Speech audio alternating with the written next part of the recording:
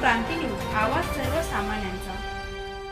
गंगापूर रोडवर वाहतूक कोंडी, भुयारी गटार कामांमुळे नागरिक त्रस्त, अपघातांच्या घटनात वाढ। नाशिक शहरातील गंगापूर रोड परिसरात रविवारी संध्याकाळच्या सुमारास वाहनांच्या लांबच लांब रांगा लागल्याने काही काळ वाहतूक पूर्णपणे ठप्प झाली होती।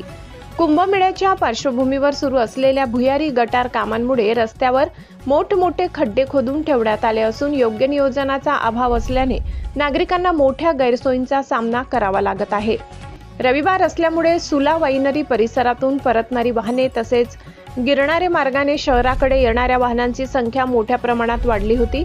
त्यातच सध्या लग्नसराईचा हंगाम सुरू असल्याने विविध कार्यक्रमांसाठी ये जा करणाऱ्या वाहनांमुळे गंगापूर रोडवरील वाहतुकीचा ताण अधिक वाढल्याचे चित्र पाहायला मिळाले।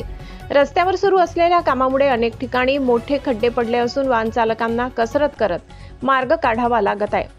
वाहतूक कोंडीमुळे नागरिकांचा वेळ वाया जात असून अनेकांना मानसिक त्रास सहन करावा लागत आहे।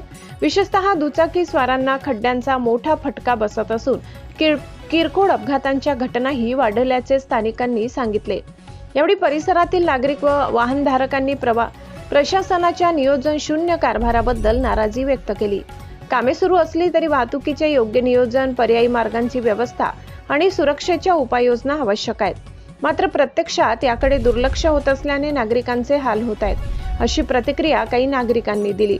दरम्यान वाहतूक कोंडी आणि रस्त्यांची दुरावस्था लक्षात घेता प्रशासनाने तातडीने उपाययोजना करून वाहतूक सुरळीत करावी तसेच कामे वेगाने पूर्ण करावीत अशी मागणी नागरिकांकडून करण्यात येत आहे।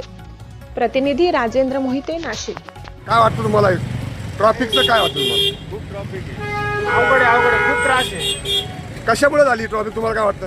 हा विकास, एका खड्डी विकास काढलेला सगळा।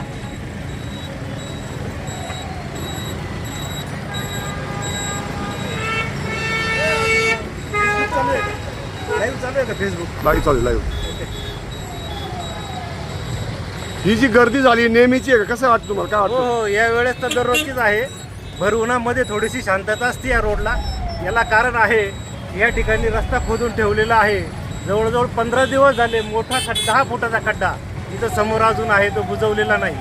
आणि या बाजूला जकात नाका आहे, तो रस्त्याच्या मध्यभागी आहे। त्यामुळं या ठिकाणी 3 मीटरचा रस्ता शिल्लक आहे आणि त्यामुळे सुलावाईसकडून येणारे लोक, गिरणारा हर्सूल त्या बाजूने येणारे लोक आणि नाशिक बाजूने येणारे लोक हे एकाच वेळेस या ठिकाणी संध्याकाळच्या वेळेस एकत्र येत असल्यामुळे हे नेहमीचेच या ठिकाणी रहदारीचा अडथळा निर्माण झालेला आहे। आज रविवार असल्यामुळे जास्त प्रमाणात आपल्याला या ठिकाणी गर्दी दिसते। तुम्ही प्रत्यक्ष पाहतात, काय वाटतं तुम्हाला या ठिकाणी?